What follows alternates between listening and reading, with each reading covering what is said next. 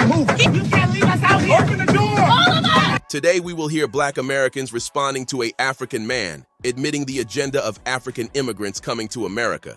Check it out. Now, my conversation is how we need to find a way to get the Africans here. So we need to get jobs that nobody's taking so that the Africans can take over, how Africans can send money back home so we could build Africa. And I don't give a fuck about anyone else. I'm serious. So family, here's the thing. It's always been like that. This is why there's such a pushback. It's always been like that. That always been the mentality. And the moment you get mad, again, this is why I always say, it's always kumbaya, love and everything. Just get people mad and then you'll see the real. It's always been like that. And that's why people realize, we've been pouring. Matter of fact, I'm gonna show you right now. This is what we've been doing. So we've been pouring our empty cups into everyone for the last 65 years. And pouring. Nothing's been reciprocated. Our cup is not being refilled. We've been the emotional currency of the world. We've been jumping in front of everyone's atrocities. And we've been pouring and pouring. Everyone just did their own thing and focused on self with that same mentality and continue to pour and pour and pour until we have nothing left, right? And now we have our cups empty and you still want us to pour into other people with drops. We're not doing that no more, family. It's time for us to pour into our own cups. It's time for us to start refilling and making sure we focus on us first, because we've been focused on everybody. We've been the carpet for the world to walk on for the last 65 years. We've been jumping in front of everyone's atrocities, and now it's time for us to be selfish for the first time in 65 years. And this is the issue, because that is the actual mentality. He act like he was for the world and let's all come together, but he only do that to let's all come together symbolically, right? Symbolic gestures. Outside of that, it's only benefiting them. What do I benefit unite? Let me ask you a question, and I'm not being funny. In this unity, what do we benefit from unifying with everyone? I really want to know. What do we benefit from unifying with the quote-unquote diaspora, which that's not my diaspora. My diaspora is the Black Americans that's outside this country. But what do we benefit? We are the richest Black people on earth, right? We do 1.9 to 2.6 trillion dollars. We are the trendsetters of the earth. We only got 17.9% of people in poverty, and we work on helping those people up. The rest is middle to upper class. So how we benefit? All we've been doing is pouring to other people, and that's what Pan-Africanists have been for the last 55 years. We do not benefit. We have to focus on us. Even shopping in your businesses, you guys are taking that money out of communities and taking it to your respective countries. You're not pouring back. You're not hiring Black Americans. None of y'all. No African, no Jamaican, no none of that. Maybe a few here and there. None of that. Y'all separate, make your own communities and enclaves. Little Ghana in the Bronx, Little Senegal, Harlem, Africatown and Philly, Little Guyana and Queens, Little Egypt, and all throughout the 50 states, y'all gotta separate and make communities within our communities. What do we benefit? So yeah, you're only doing what you've been doing, and that's what we realize. And we realize we're gonna draw the line in the sand, and finally, for the first time in 65 years, do what you guys already been doing, which is group economics, your own group economics. We finally the last one to catch up and say, let's do our own group economics, and that's it. I'm so pro-Black that it will make you think that I hate everybody else. It's not that I hate everybody else. I don't trust anybody else. Everybody had a chance to show their hand. Everybody had a chance to show their hand in history, and they showed their ass. So, unfortunately, I don't really give a fuck how you feel. Yeah, I don't give a fuck. You know, part of my growth over the past year is just simply accepting that these people exist and I have to live amongst them. I don't have to trust you. I barely have to respect you. So yeah, you're going to call me anti, you're going to call me all the tisms and ists and antis that you can think of. And quite frankly, I don't give a fuck, because it's always going to be Black people first, then dogs, then hibiscus tea, and then everybody else. That at least over here. So, sorry, not sorry. When you're Black, nothing is exciting. Your body's tea. Yeah, of course it's supposed to be tea. You're Black. You're good at sports. Yeah, obviously you're gonna be. You're Black. You're good at music. Duh, you're Black. You can dance. Obviously, you're Black. This is why we have Black History Month. Because no, actually, we're doing shit so much better, so much cooler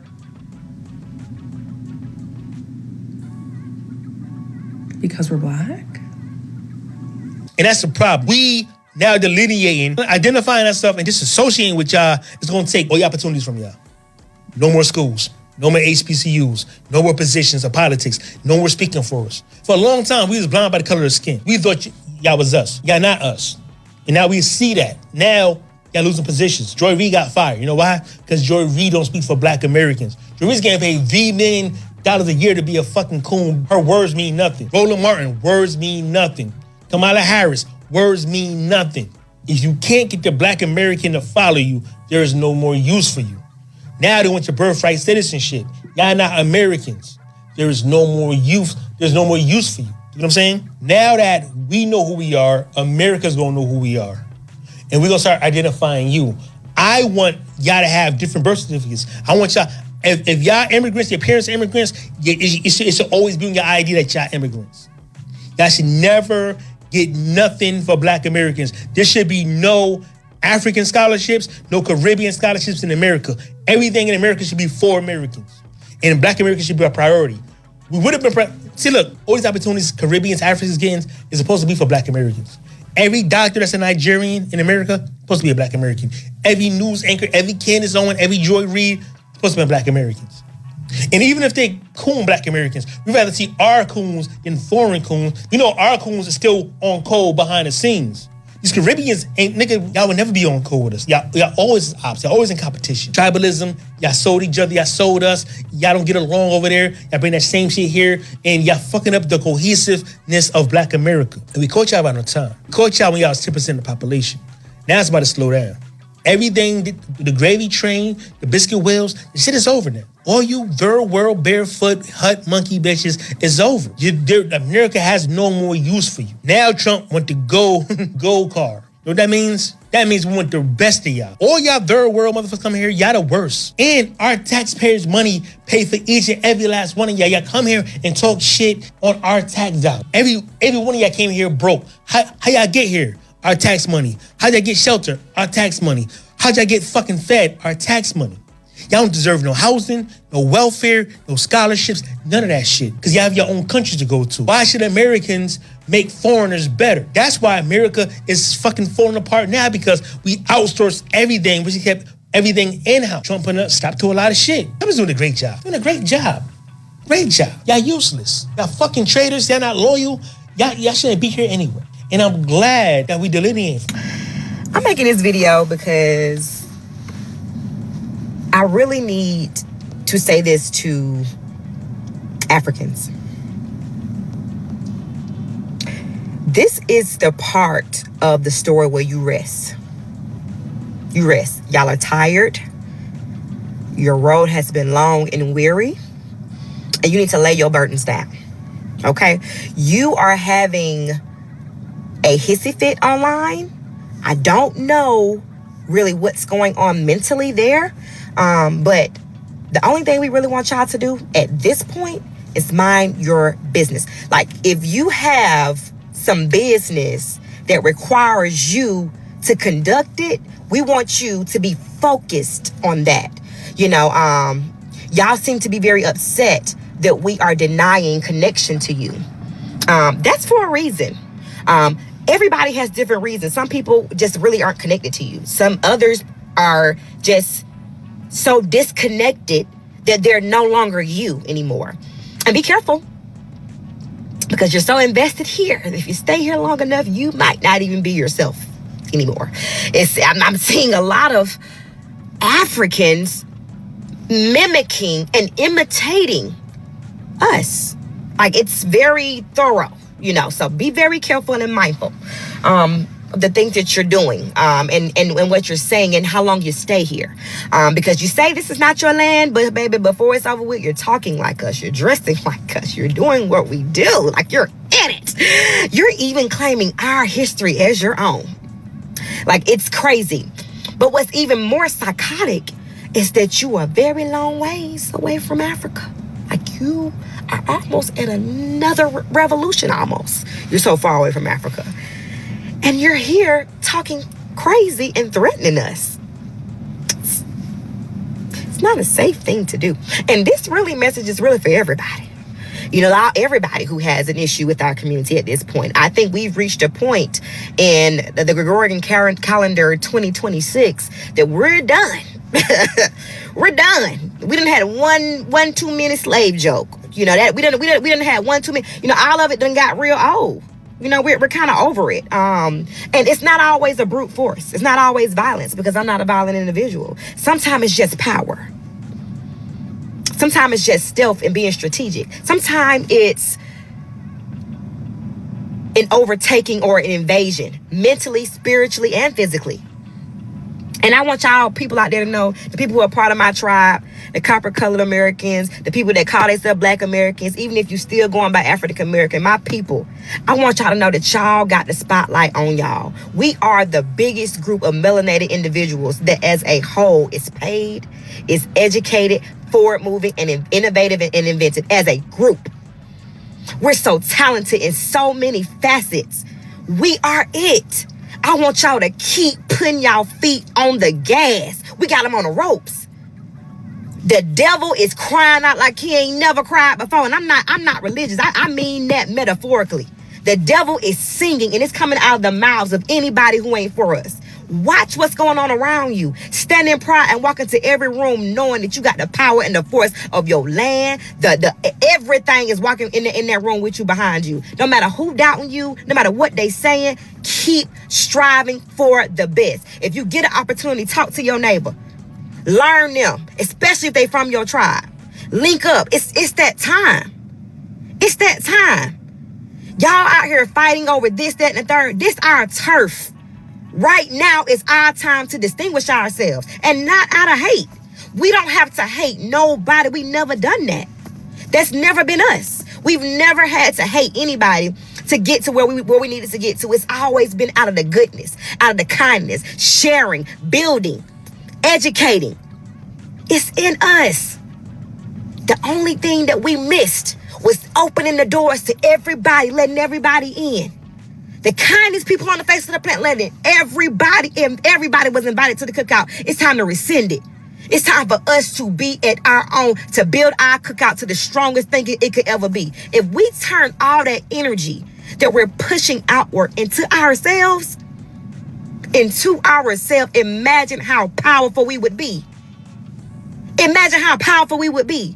All these other people that's coming in, they got they bullcrap versions of history. They going to these white institutions learning history from these white people about who we are and what we are. We block them out.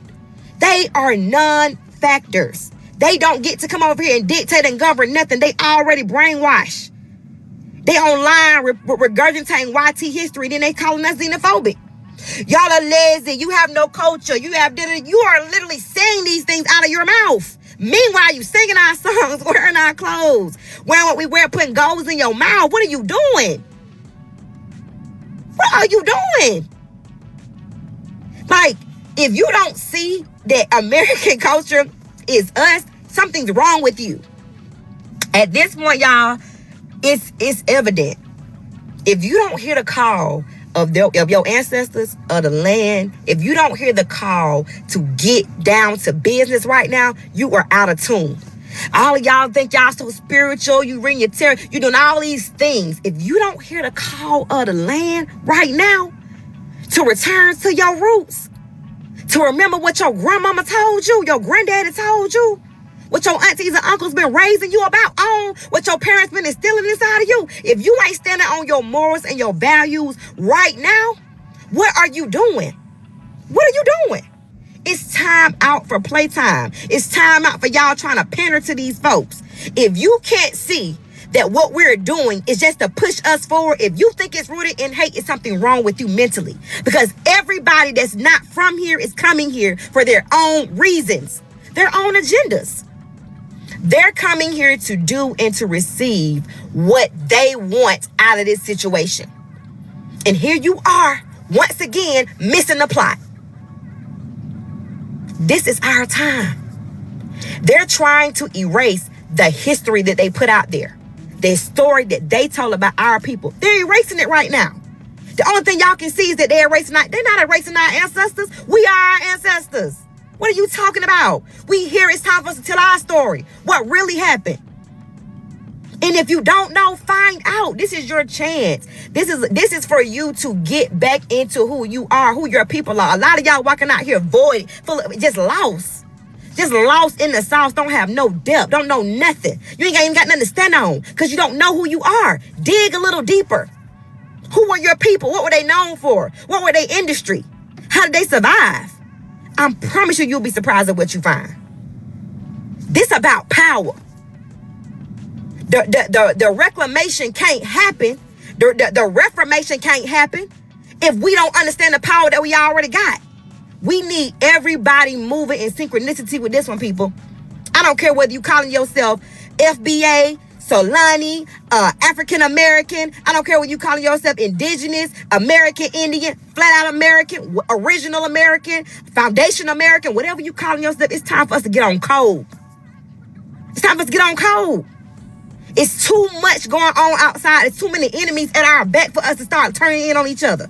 We got to watch it. These people are literally trying to cosplay and insert themselves into our history, erasing us. And then we got people who don't understand how their ancestors even became native coming down us too. You white as snow trying to tell me y'all got to wake up. It's time. We can't fight this fight with only a few of us in the know.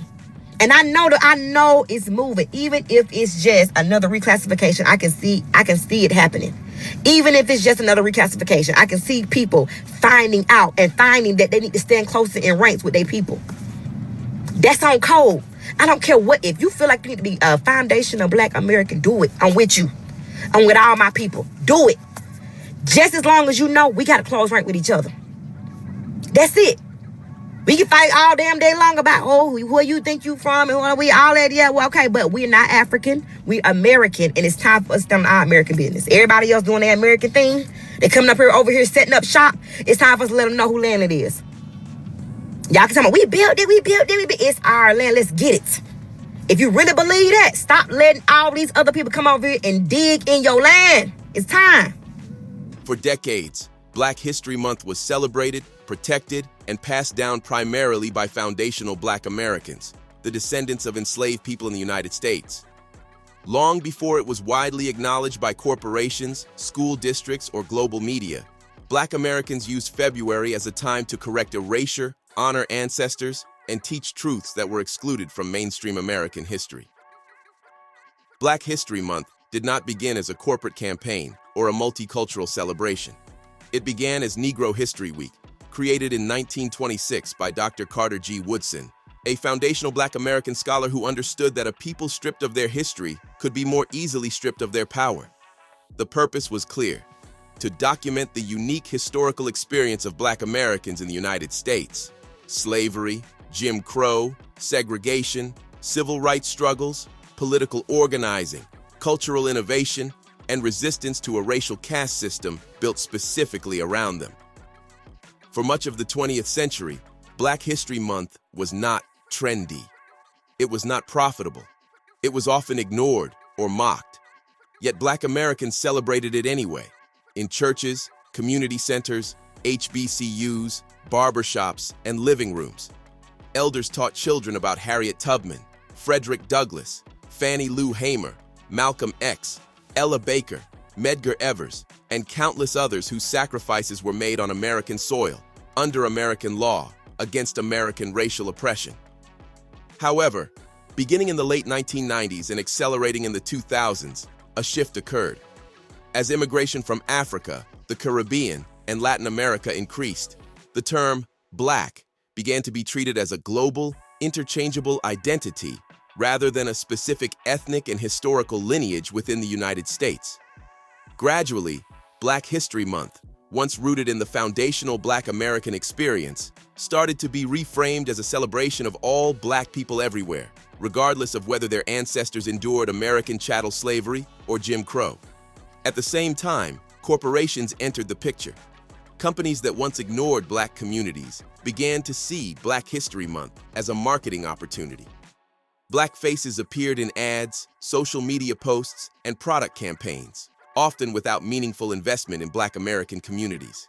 History was simplified, sanitized, and depoliticized. Radical figures were softened. Structural critiques were replaced with feel-good slogans. Black History Month became less about truth and more about branding. Now, in recent years, younger foundational Black Americans have begun to push back. We are asking necessary questions. Who exactly is Black History Month for? Whose history is being told? And who has the right to claim it? This pushback has made some immigrants uncomfortable, even angry, because it challenges a long-standing assumption that all Black people share the same historical claim in America. But delineation is not hatred. Boundaries are not exclusion. They are clarity. Foundational Black Americans are asserting that ethnicity matters, history matters, and lineage matters. The Black American experience is not identical to that of a Nigerian immigrant, a Jamaican immigrant, or an Afro-Latino immigrant whose ancestors did not endure American slavery or Jim Crow. These are different histories with different relationships to the U.S. state, its laws, and its racial hierarchy. This delineation is not new. It is simply overdue. Had these boundaries been clearly set immediately after the Civil Rights era, many of today's conflicts could have been avoided. Instead, integration without protection led to dilution of political power, of economic redress, and of historical ownership. Programs and policies meant to address the specific harms suffered by foundational Black Americans were often broadened until they lost effectiveness. Today's younger generation is correcting that mistake. We are saying that Black History Month is not a free-for-all, nor is it a global branding exercise. It is a commemoration of a people who built America while being denied its promises, and who continue to fight for repair, recognition, and justice. This conversation is necessary. A mature society must be able to acknowledge that different Black populations have different histories, interests, and claims. Respecting those distinctions does not divide. It prevents erasure. Black History Month should remain what it was always meant to be, a time to center the foundational Black American story, a time to honor ancestors whose blood, labor, and resistance shaped this nation, and a time to remind America that history cannot be co-opted, monetized, or diluted without consequence. Preserving truth is not exclusion. It is responsibility. Tell me what you think about this topic. Hope you find the information in this video informative. Feel free to like, subscribe, share, comment. Thanks for watching.